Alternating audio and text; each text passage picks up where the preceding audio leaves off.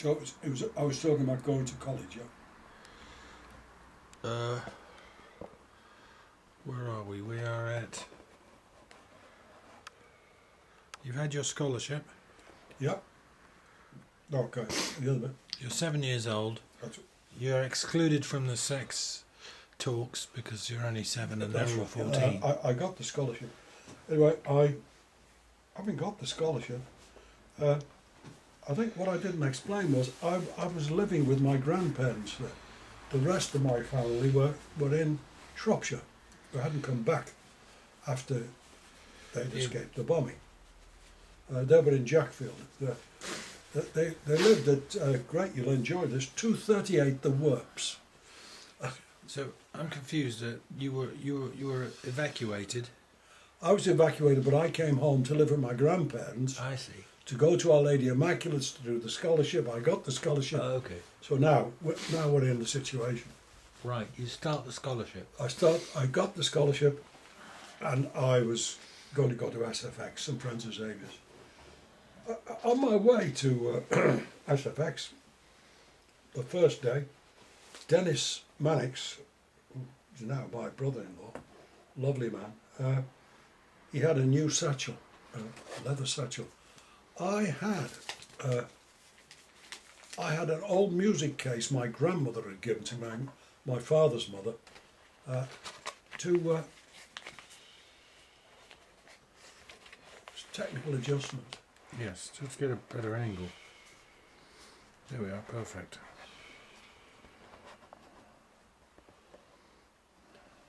So we went through the main entrance to St Francis Xavier's College. It's after that, you know, our schoolboys, we couldn't go to it. It was the lordly presence to go in there. And Dennis and I ended up in the same form. Here we go. I was in 1A, so we were supposed to be the upper crust. And the master was Mr. Checkland, great man. But when we were going to give out the books, we were told, you, come on, you give out these various books from the bookshop while we got in our places in the class. So the master in charge said, okay, you're going to be Tom, Dick and Harry. Okay, right, give the books out. And then when we'd done all that, he said, okay, let's have your real names. Tom was Norman Corish, still a friend of mine to this day. Harry was Dennis Mannix. So they said, what's your name? He said, my name's Dennis. He said, my name's Norman. What's your name? I said, Alban. He said, right, you're Dick. So I was Dick Timmons for, all those years later, till after I was married, good heavens. But sadly, I'd only been at the school a little while when my grandmother died. And that was a great shock to me. This is in Clint Road we lived in those days. And she'd had a hard problem. She kept worrying about getting Uncle Tommy, her eldest boy's breakfast ready all the time. Well, I got up one night and she'd got the gas on and she hadn't lit it to cook his dinner. She was, you know, Dementia? No, she'd had a half-heart attack and it, scrubbed her mind. Anyway, my grandfather got up and he couldn't have had much sleep because she was constantly had this problem. Anyway, off she went to hospital, to Broad Green in Liverpool, a famous hospital.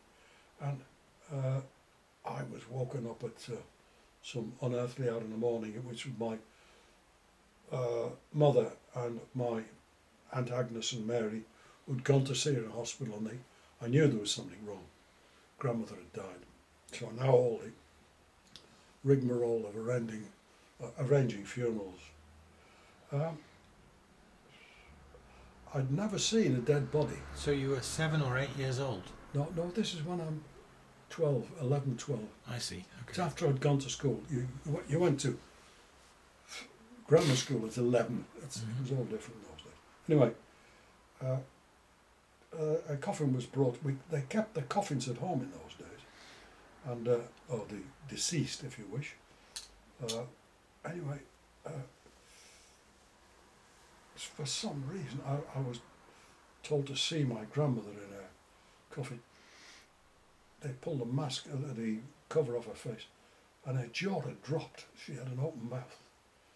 And our relations in Shropshire were horrified at this. You know, they should have shut her door when they shut her jaw. Yeah. They put a suture in now when they keep them shut. But that stuck with me for a long time. It really, they stuffed a piece of cotton wool in her mouth. That really, really did get to me. And to this day I remember that. I'm not surprised at that Yeah, age. it was quite awful. A shock. One of Uncle Fred, you know, my Auntie Agnes's husband's sister said, "Oh, she loved you all her life. Don't be afraid of her." And I wasn't afraid of her, but I was a bit shocked by it all. Anyway, the other bit of that was we lived in St Anne's Parish, which is where Wavertree Road is and all that. But we came from Our Lady Immaculate's parish, so she had to be, a funeral had to be from Our Lady Immaculate's. And so it's a long trip from there, A to B, out to Ford Cemetery, which is the Catholic cemetery in Liverpool. And I can still remember that day. Anyway, you have to have a wake afterwards, you know, have a drink and so they're all assembled in Clint Road. My Uncle John, who was a great humorist, and we're all around this table. There were too many people in this tiny house. And Uncle John had moved the oven door open, and it drew the fire up, so he's burning his house. Oh dear God! And the other thing to remember about, they were all in Royal Liver, the insurance company. They all had funeral arrangements. They put a penny a week or some ridiculous sum. Anyway, when we came back from the funeral, quite respectfully, the co-op man came with a bundle of cash, and they're all in the front room where the coffin was laid, or had been laid, dishing it out. "How much you want, man?" And they all took the money home. Oh dear, I'd never seen anything like that in my life, of course. But it was hilarious. Anyway, so it all changed. I really don't remember much after that about that time. I went on with my schooling. Of course, the war was drifting on, and I can remember on one occasion listening to the radio, and I'm trying to remember D-Day, but the strange thing is, it's coming back to me. When I was at Our Lady's, and going back to Grandad's house in Clint Road, on one occasion, I was waiting for the tram at the bottom of St Domingo Road, which has a history of its own, and the trams, you know, they stick onto the wire at the top. The wheel that connects it fell off, so that this ancient tram, which hadn't been repaired, is now defunct and stood there. So there was all hell going on while they got it out. I don't know how they did it, because phones weren't like they are now. Anyway, that was moved. Anyway, I'm waiting there another morning at the bottom of Everton Valley, and they were shifting the debris from a house that had been bombed, and the digger pulled up a damn great bomb, fins first.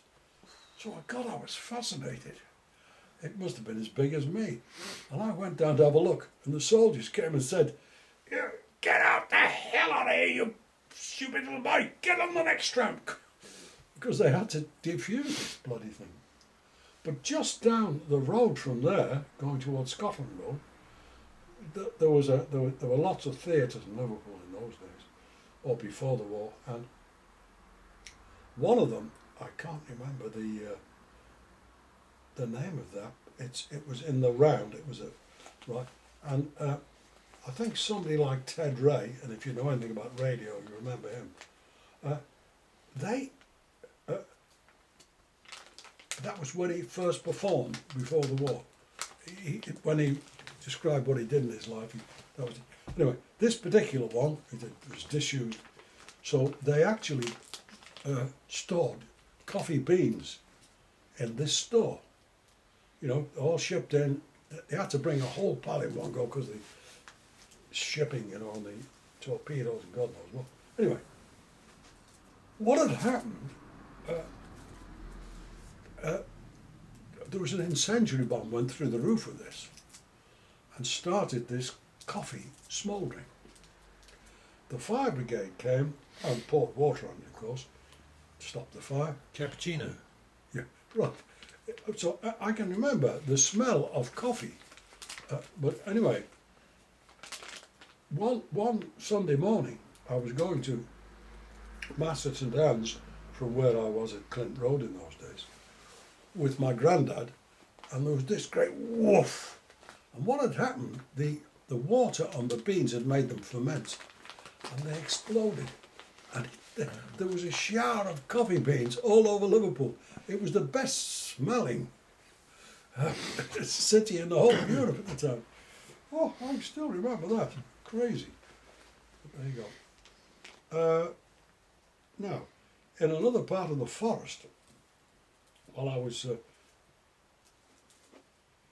living in Shropshire and before I went away to go to school, my Aunt Agnes had fallen in love with Fred Quinn, the farmer. Fred was very handsome.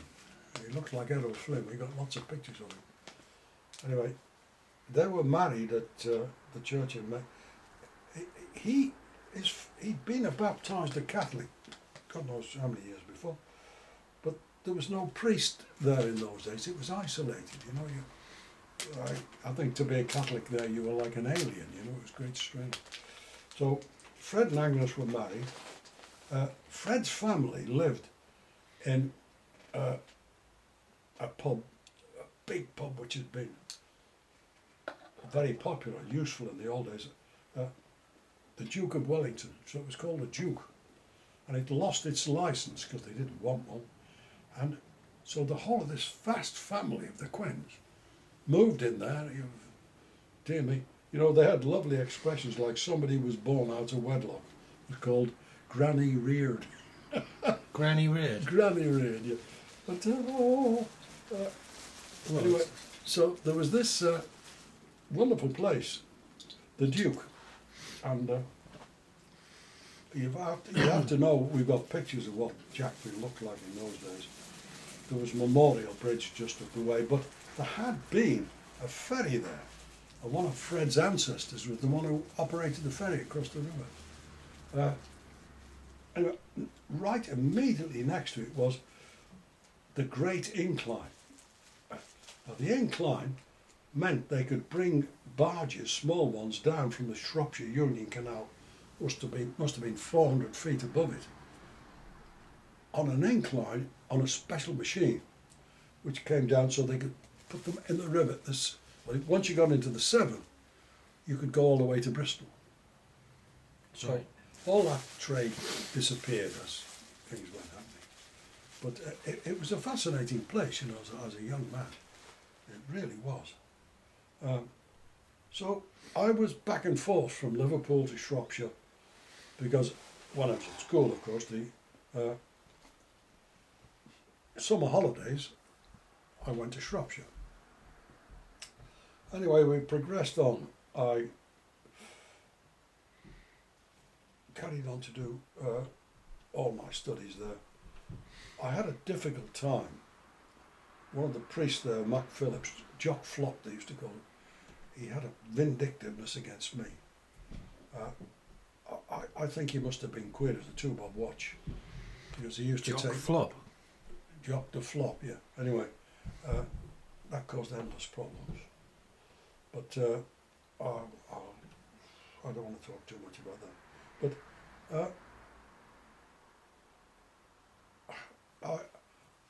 I escaped that particular little circumstance, I think.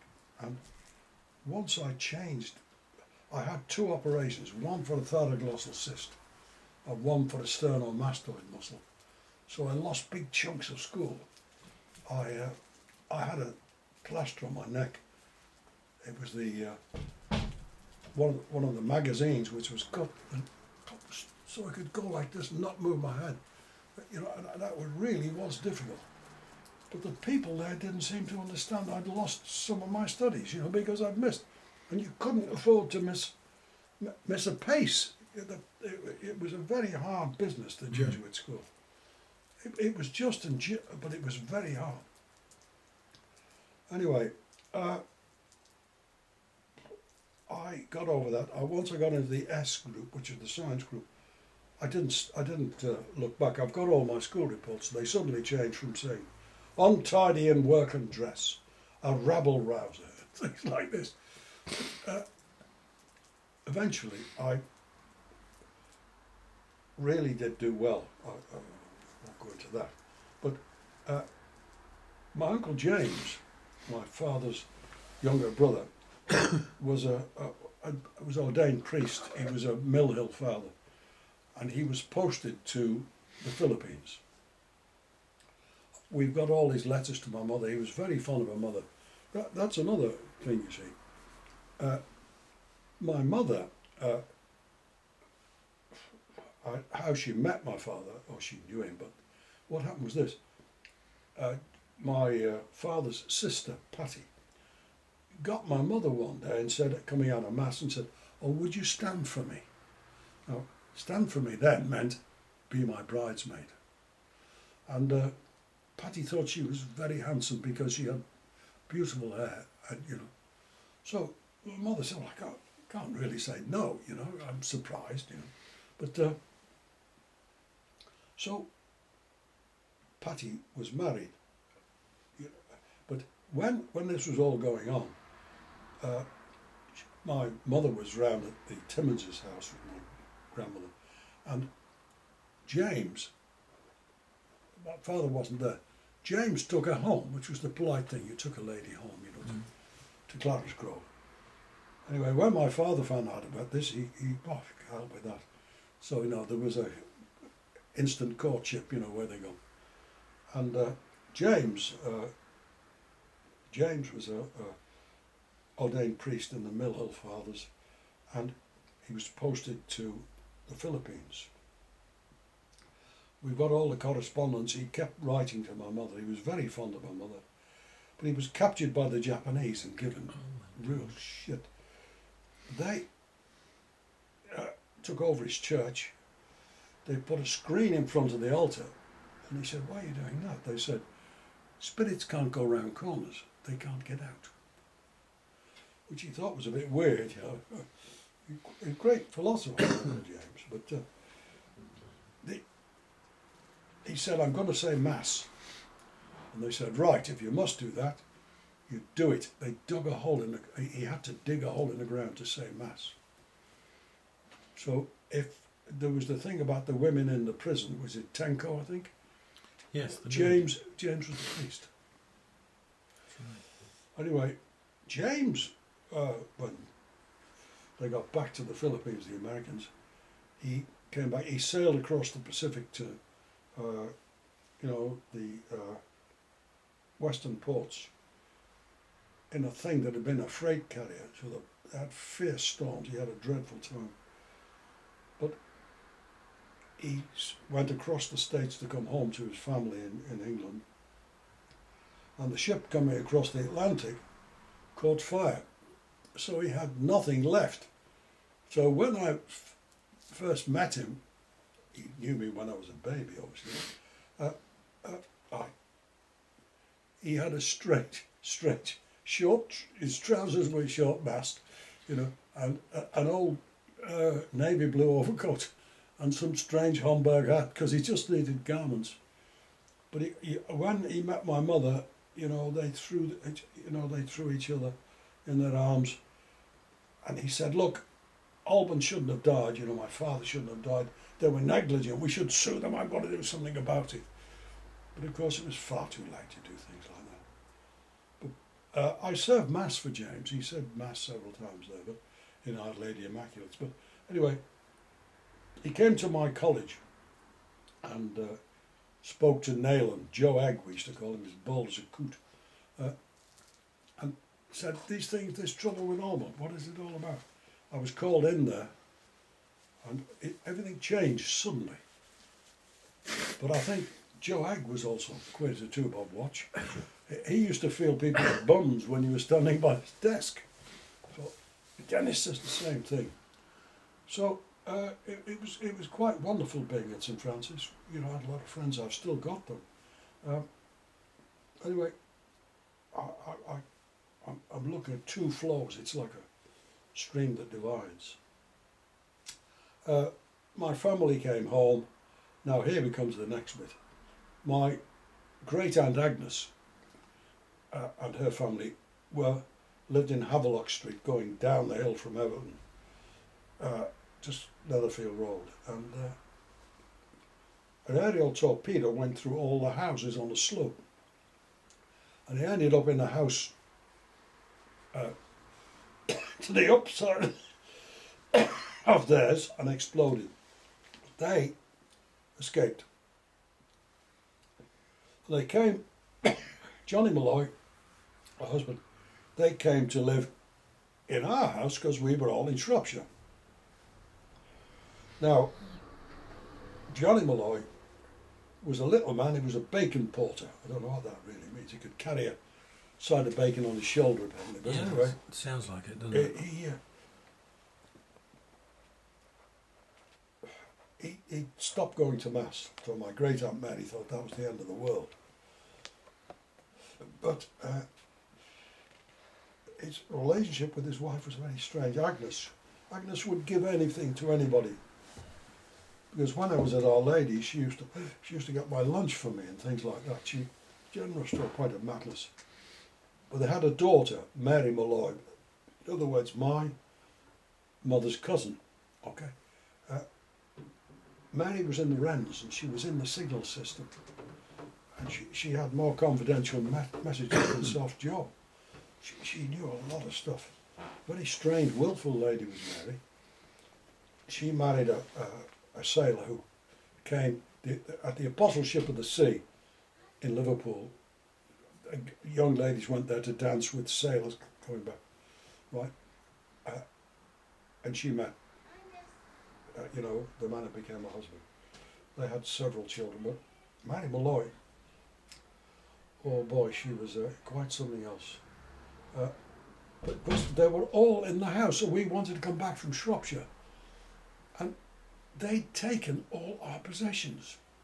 My mother found all their pots and pans and God knows what were ruined. It was like she'd never been married, we couldn't get them out of the house. Anyway, because Arthur, Mary Malloy's husband, was in the forces, they found a house eventually, and they went. But oh dear, what a bugger's muddle! Can you imagine being in a house full of all those women? I mean, they couldn't stay in the house together for 2 minutes without fighting. Mary, my Aunt Mary, my mother's sister, and they'd be at each other's bloody throats.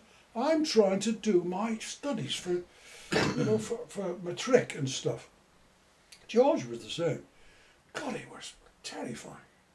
There was enough room for all of us if they all buggered off, if it was only the family, but it didn't work like that. So, dear me, oh dear, they were distressing times. But there you go. Anyway, eventually, I did matric, and school certificate, I think it was called. I'd got to find a job. I'd like to have gone on to college. How old were you now? 15, 16.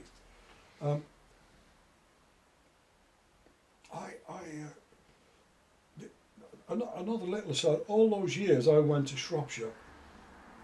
Let's go back to that because that makes more sense. Fred Quinn, married to my Aunt Agnes. He was a farming man, and he was appointed bailiff to the great house of the hay farm, the Great Hay. Now, that was the home of Abraham Darby, the great iron founder. There was this huge house, and we lived in only a tiny bit of it. But I know what a bailiff does now. They throw you out of the house. No, a bailiff is the man, the bailey, he owns it. It's the Scottish expression. He owns... Oh, you mean he's the owner? He represents the owner. Oh, I see. He represents the man who owns it. So that was great, because we had loads of chickens and hens, and so I did a lot of farming. I to drive a tractor then. We had lots of beautiful horses. Oh, they had lots of beautiful horses. I just got the lens is slipping down.